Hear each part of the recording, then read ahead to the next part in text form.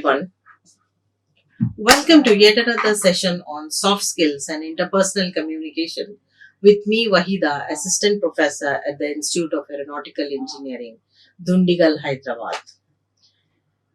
Today's video, we are going to focus on speaking skills. It is one of the most important soft skills that we are going to deal with today. In this session on speaking skills, we are going to study about what is the significance of speaking skills, their essentialities, barriers that come under the way of speaking, and the effectiveness of speaking, verbal and non-verbal communication, generating talks based on visual prompts, and we have also public speaking, addressing a small group or a large formal gathering, oral presentations, and what are the things that involve in the making of PowerPoint presentations. So let's get started.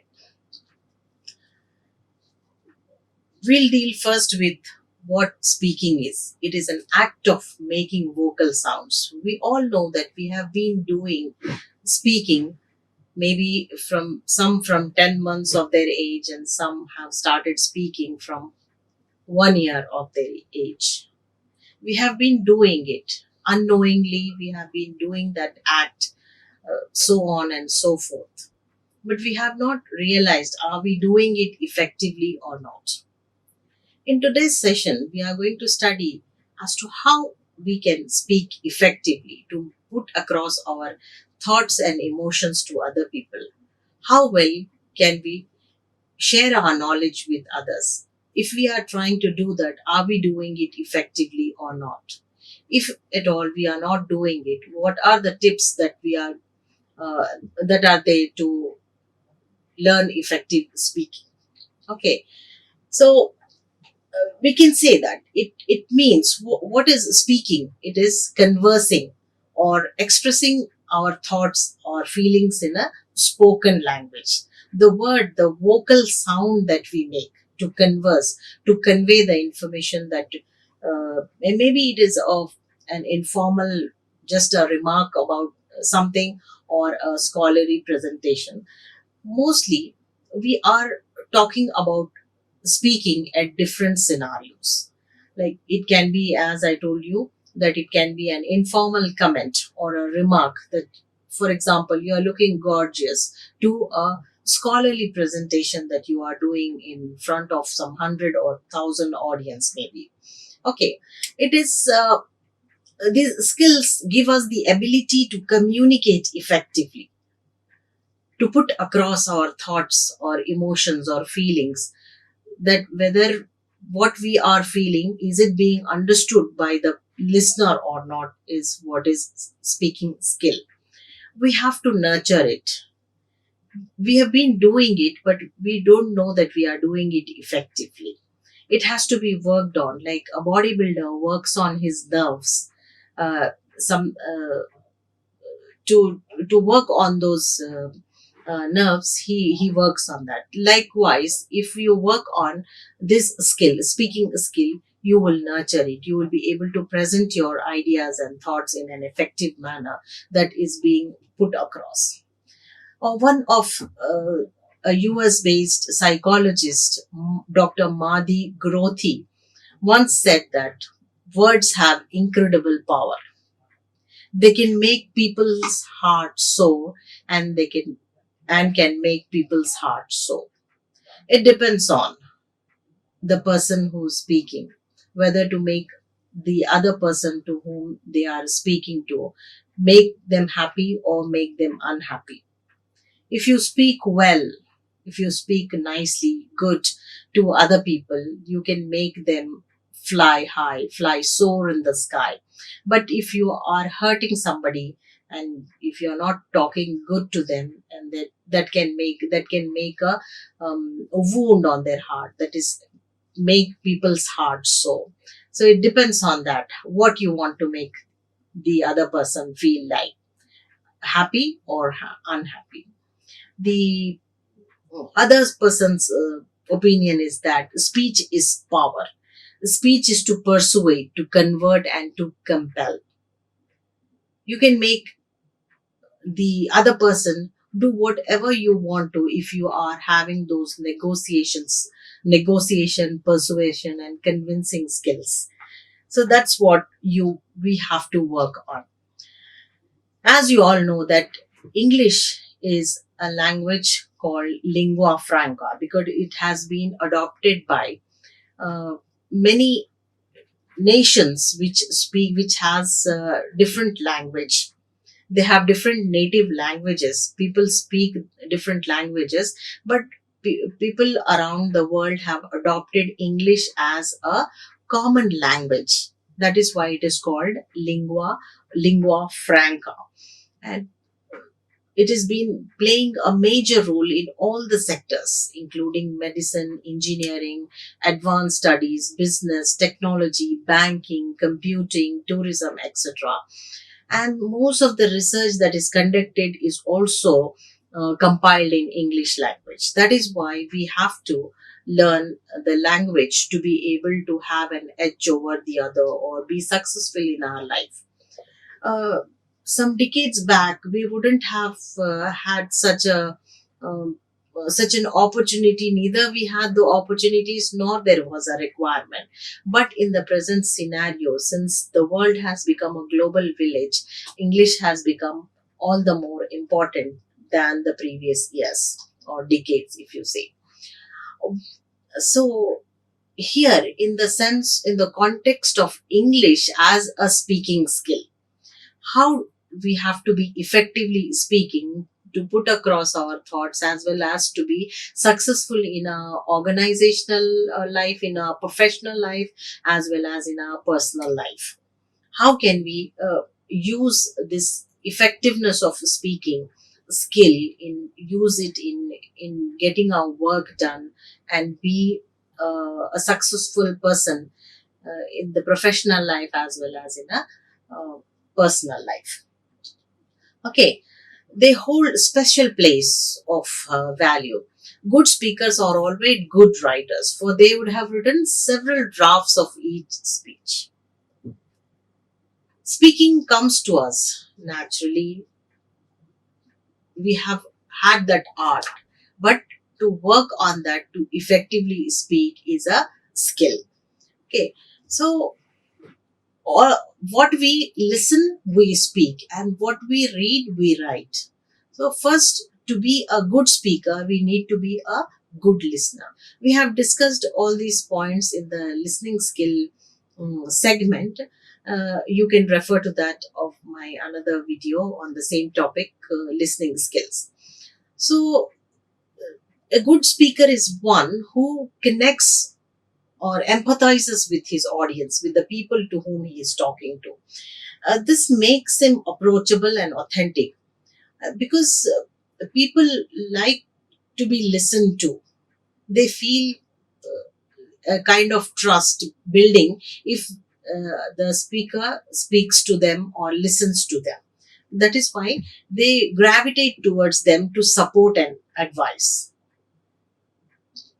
Then they are they are also good readers, as reading helps expand the vocabulary and develop the flair for using suitable words for different situations. So good speakers are also good readers because they have read a lot. They become good speakers because they have come across some books, some ideas have been grasped, and they have some content, some message to speak to other. When they have something concrete, some important information to share, then they are already, it is natural that they get the confidence to speak in front of others. When the confidence is gained, automatically the effectiveness comes out of it. Okay, practicing speaking skills leads to the development of writing, listening, and reading skills too.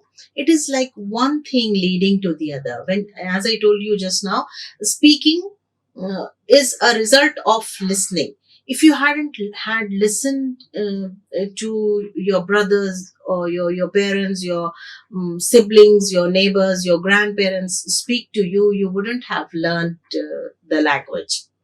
Remember Mowgli from the Jungle Book? Because he was not exposed to the human language, the boy could not learn the language. Yes, can you connect? Because you have been listening to the language, you have started speaking it. When you listen, you speak. When you read, you write. And also, when you read a lot, you will have some content to speak, and that's how it leads to one another. One skill is connected to the other. And effective speaking signals subject matter expertise, just as I told you, because of the research that making of a good speech would involve. That is why a good speaker is also regarded as a leader and influencer. In this context, I would like to say that the person who initiates a conversation always will be looked up on with more respect than the others who are silent spectators. Uh, like the person who has that ability, somewhere in him, the dormant leadership qualities are there, or maybe those leadership qualities have already been enhanced in him or her. That is why they have this ability to influence other and act as a leader. Because it language is a tool of communication. We exchange our thoughts mainly through verbal communication using the language, whether it is spoken, a speech, song, or written letter, email, or a content article, anything that is written. We are exchanging our ideas and thoughts, the knowledge that we possess through the medium of, or the tool of, language. We have also other means. We are going to discuss them in non-verbal communication. But here, it takes place where there is speech. It is a two-way process. We discussed that in elements of communication in the other video, where the speaker or the sender of the information initiates the conversation, and it is being encoded and decoded. Then it is going to the receiver. There the message is decoded, and it is again encoded in the form of the feedback. It is a two-way process. Communication cannot happen by only one person at all the time. One person speaking all the time, and there is no response. It is not a complete process. If it is one way process, it is an incomplete process. A complete communication process happens in a two-way. It is that's why the skill has enormous for learners of any language. It has got vast capabilities. It offers a lot of strength to the speaker. How can we have four skills, speaking skills, when we can do it proficiently? To learn any language, we need to have these four components learned effectively. That is, when you learn a language, you need to learn its vocabulary. Vocabulary is the number of words. The more number of words, the more you have the ability, or the more chances are that you will have ready-made words for expressing your feelings or the knowledge that you want to share it with others. Okay, so that is why in learning speaking, you need to have the maximum. We must try to have maximum number of words into our vocabulary. We need to know the pronunciation of that particular word. When we are adding words, daily adding words to our dictionary of known words, we have to keep on knowing new words on a daily basis, and also it is our duty to know how it is pronounced properly to be effective in our speaking skills. We have mainly uh, two types of pronunciations, that is American pronunciation and British. Because as Indians, we are the followers of British pronunciation. It it is okay if we follow British or if we follow American pronunciation. Okay, but ours is not the, we don't speak like the native speaker speaks, isn't it? So ours is called the received pronunciation, the way that we pronounce. Because when we are saying, for example, parrot, in Indian English we say parrot, but British English it's parrot. Parrot, our sound is more, and per, you say, we are not saying per as parrot, we are saying parrot. So there is difference, but we mostly follow the British pronunciation. Then comes the grammar part of that language, because the tenses in which we want to uh, share our feelings and thoughts, the tense, the time and time frame is very important. If we uh, misunderstand the time frame, the whole information may be misled and misunderstood. Then the last comes the fluency. The more you talk, the more fluent you will become in any language. If you use more words to express your feelings, that word becomes your own. And when you want to speak something, when you want to express your feelings, you have word ready to give to do justice to your feelings and your emotions. So that's how they give you the ability to inform, persuade, and direct. A good speaker has the ability to inform, information, giving information, offering information to the other. Like, for example, I am a manufacturer of one product, for example. I want to inform it to my customers, my audience, that I have produced this product in my industry, and I want it to be used in this particular manner. How do I do it? I inform it in an effective manner so that the customers understand how it works and they are willing to buy my product. That's how business managers are trained to do. Educators, we as teachers, try to explain, give information to our students the best manner so that they can understand the content, and they are ready to write the examination and become professional in their own field. Military leaders, how do they persuade their soldiers to go on the war front uh, and get fired uh, if if the if the time needs them? But how are they persuading, how are they convincing their uh, team members to go and face the war? I mean, it's a skill. It's a skill, isn't it? Lawyers and politicians, how they are convincing us to give them votes, isn't it? They seek to develop their speaking skills to such a level that they are transformed into master communicators. How does this come? This comes with time and practice. And some people have that inborn quality is there. And if you give a little nurture to it, give you a little work on that, they will have that ability to transform into master communicator. Speaking clearly and confidently can gain the attention of an audience. In the first 1 minute itself, the audience will get an idea as to whether you are having that confidence to gain the attention of the audience or not. If you are able to do that and retain their interest for that first minute, you become a very good presenter or a speaker who who will who will be trusted by his audience. providing the golden opportunity for the speaker to make the message known.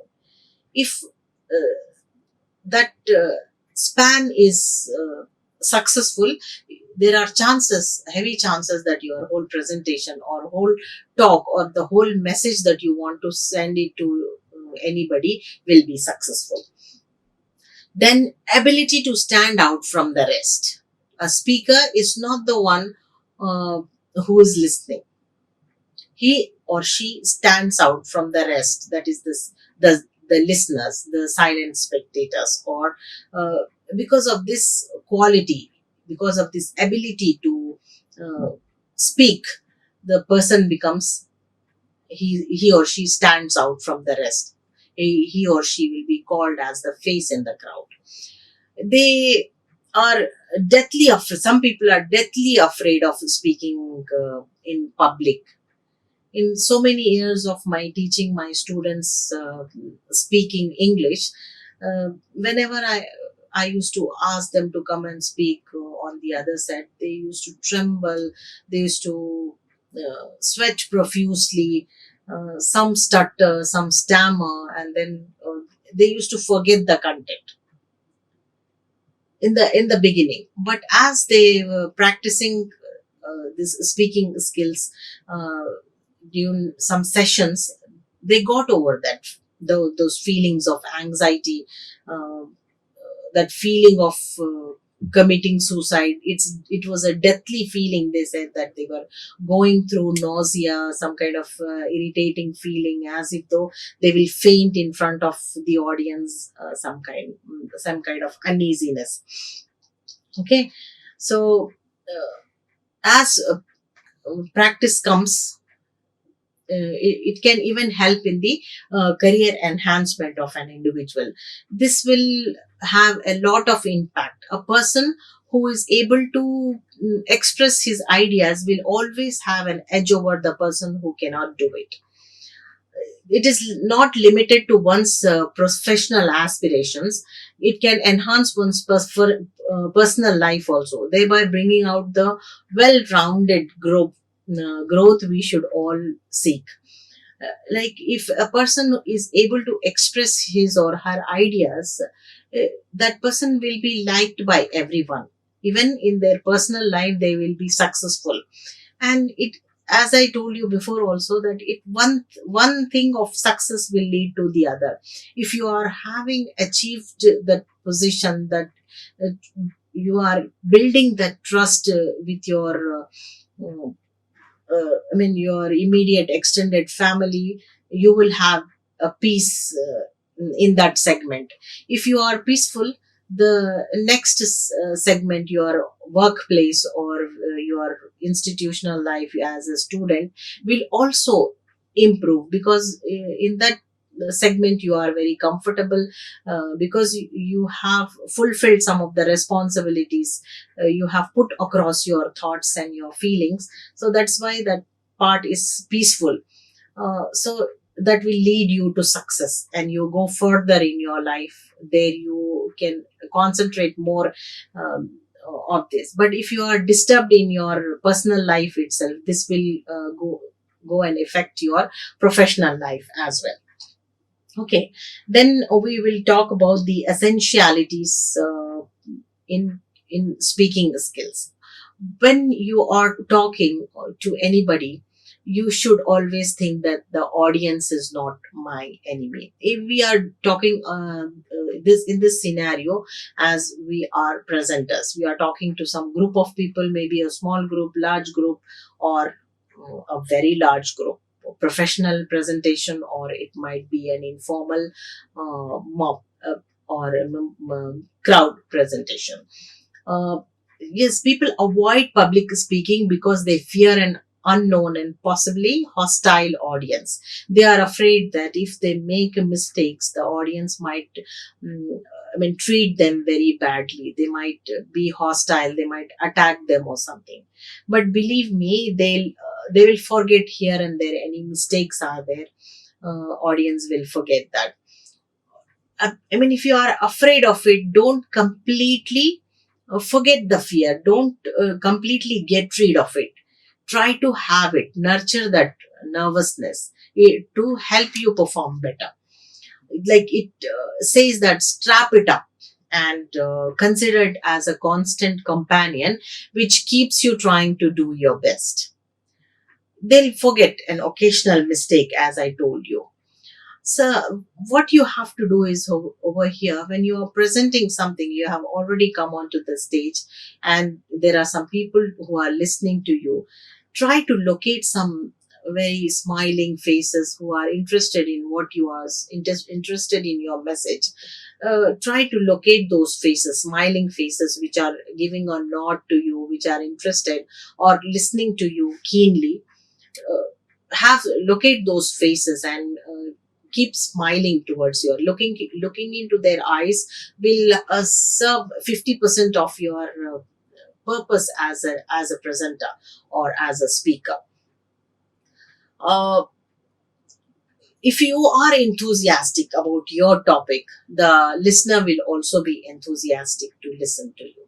If you are only not confident about it, then there are chances that your audience might also not like your presentation. So it is your duty to be very enthusiastic about what you are going to talk about, your personality. It could be of if the people are not listening to you, it could be because of some of the cultural clutches or the personality of that or occupation that does not permit them to show it as openly as others. For example, if you have cracked a joke in your presentation, before your presentation, which was relevant to that topic which you are presenting, but the boss is there and his or her employees are also present in that presentation. So the boss cannot 100% express his feeling towards your presentation, because he also has to think about the occupation that does not permit him to show, like his position will not permit him to show the kind of feelings that he wants to do in front of his subordinates. So this could be one of the reasons. So don't think that because they are not expressing their ideas in a particular manner that you wish them to have, if you're not getting that, don't think that the listeners are not interested in your talk. Okay. And another thing that you have to do is write your speech word to word. Whatever you are going to do, from going there and starting talking to till the last, you have to write your speech word to word. And then, how do you write it? Bring life to your words with colorful images and examples. How do you do that? This is where your style becomes apparent. What style of presentation or exchange of information you have apparently opted of. Choose words which evoke the audience imagination so that they start to experience what you are trying to say. It is like taking them to the place rather than explaining to them. Give them adjectives, colorful words, so that they it is mind boggling. You are giving some, offering some imagination so that they can imagine and they can picture out what you are trying to say in your words, with in your message, with your colorful words. And here we have 6 words that can change the way you speak. Make a point, tell a story. It should not be, people are interested in stories, isn't it? Even when you are giving your self introduction, it should not be as an activity that you are asked to do it and you are doing it. No, you tell your self introduction also in a way as if though some events have happened one after the other. These events have happened in your life and you are narrating a small story to your audience. This should happen like that. All the information that goes to you, goes to your audience, should be in the form of a story, like it thinks events leading one after the other to make to bring a very interesting climax. Okay. needs to have them discover it through experiencing it as a part of the story he tells. Like one thing after the other, some scenarios keep on happening, some incidents keep on happening in the life of the hero of that story. uh, they develop, I mean, by the end of the story, the audience come to know what is the point that you are trying to put across to them, that they should understand by uh, this sequential storyline. And then we have the six emotions that will connect with any audience. If you are happy, make your audience, make them feel happy about it. Sadness, anger, surprise, disgust, and fear. These are the six emotions that will connect with your audience. Try to use them. And then last, the don't underestimate the power of laughter. Like as I told you just now, you can crack any joke. If when you because you're when you're laughing, you are in a relaxed mode. And when we are relaxed, our minds are more receptive to learning because they are open, they are relaxed, and the muscles or the veins of the brain are at relaxed mode, and they are easily graspable. The brain becomes like a sponge which is absorbing a lot of water. Same way the information is absorbed to its maximum when it is relaxing. So you don't have to become a comedian to make your uh, make yourself understood to your audience. Cracking a joke here and there will serve the purpose. Don't tell us, take us, as if though you are reporting an incident to your to the readers. Take us and as an eyewitness to the event by acting it out with movements, gestures, vocal inflections, and that put us right there in the middle of the action. Speeches that show are more memorable than they are simply narrated without any visuals in it. The play, I mean, I want to say that audio visual aids play a very significant role in the way that we present our uh, skills. Then we have the communication barriers, which are defined as the factors that break or interrupt a communication process. Apart from the listening barriers, we even have the speaking barriers. We discussed a lot of listening barriers in the communication process of listening. Here we are going to talk about even speaking barriers. First, we'll just throw some light on what listening barriers are to know what speaking barriers will be. Interrupting the speaker with improper body language and meaningless questions.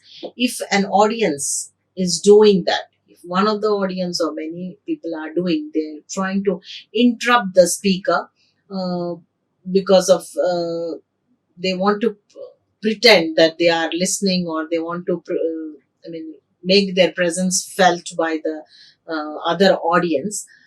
Some people have this habit of interrupting the speaker with improper body language and meaningless questions. Less concentration on speaker's facial expressions and not keeping eye contact with the speaker. Yes, as in essentials, I told you, keeping an uh, eye contact with your audience, okay, and facing them is one of the most important prerequisites of effective listening habit. Then they also do provoking the speaker to conclude the topic as soon as possible. Some kind of, you might, if you have presented, you might have known some audiences behave in a very unrealistic manner and try to pose in such a way that the audience, that the speaker should end their topic, giving the impression that the speaker is wasting his or her time with his speech. Okay, more concentration on distracting material which is not a part of the ongoing sessions. Like if some bird is chirping, for example, or if there is any sound coming from the AC, or if there is any construction work going on outside your building where the discussion is going on, trying to give more important, or any speaker is playing over the loudspeaker is being played, or any song is being played, or TV is there in another room, people try to concentrate more on that than what the speaker is saying. And the other way is that going ahead of the speaker and concluding his ideas, offering words sometimes. When the speaker is searching for the right word, you are giving them, offering them some words, because you think that particular word should fix there, but never do that, because that was not the thing that the speaker might be thinking about. That will break the train of thoughts of the speaker. So never offer words to your speaker. Going ahead of the speaker and concluding his or her topic or ideas is also very bad. It acts like a barrier in your communication. Less memory power. This makes you out of the subject being discussed. Like if you forget the things, maybe you have started some topic and then you wandered, or maybe because of your shortness of your memory, you have disconnected yourself with the subject. Asking too many questions to prove your attentiveness, as I told you just now, they some have this habit of faking attention, so they try to show that they are paying attention by asking too many questions.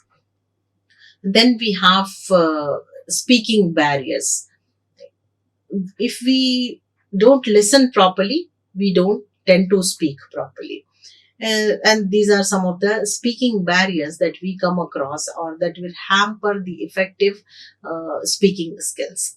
A rough and unclear data or information about the topic. What happens is that when you are not fully prepared as to what is it that you are going to talk in front of your audience, then when you are not having the clear data, uh, I mean, the bits and pieces of all the whole information that you are going to present, if you are not having that, then this speaking barrier arises. Inconsistent communication, missing the flow and going too fast or too slow. In both these cases, there is a speaking barrier.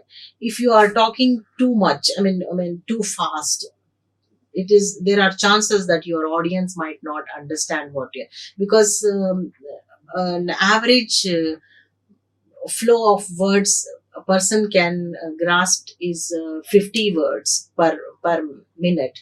But if you are going very fast, maybe some have this habit of me taking 120 words per minute, and then some people speak very slowly, 20 minutes, 20 words per minute. So, in this slow and hard process, the information will be missed if it is very fast, and the if it is very slow, the audience will have time to wander their thought, and it becomes difficult for them to come back to what you are speaking. So, the flow of words should not be neither very fast nor very slow. You have to go with pace, very uh, consistently. Unclear pronunciation, abrupt sentences or words is also one of them. Unclear pronunciation, as I told you, for some cultures, the word might be pronounced in a different manner. So you have to adopt a very standard way of pronunciation. Okay. Uh, like as I told you before, mm, because of their mother tongue influence, some words, some letters are there in each language that they cannot pronounce, such words like sha, pa, ba, okay, or t, ta in some of the other languages like English. Like Japanese cannot say t properly. Parent, patent, they cannot say patent. They say, or Japanese speaking people, or you might have seen Assami language does not have a sh. Okay, so they say sa for that. Prakas, they don't say prakash, they say prakas. So this we have to understand that what kind of culture that person is coming from. Miscommunication or not understanding the listener is also one of the speaking barriers, because of, maybe because of the uh, pronunciation, or sometimes because of the content. The subject matter is so difficult or unknown, unfamiliar content that the uh, person doesn't understand, the audience doesn't understand their uh, presentation. Using negative words, meaning of some words may differ from region to region and culture to culture. Like, for example, nice. Nice today is actually nice, but some centuries back, nice was bad. Okay, so it might have some negative words also. Then, yeah, with this, we come to an end of the session on speaking skills. Like, share, and subscribe. Hit the bell icon for more updates.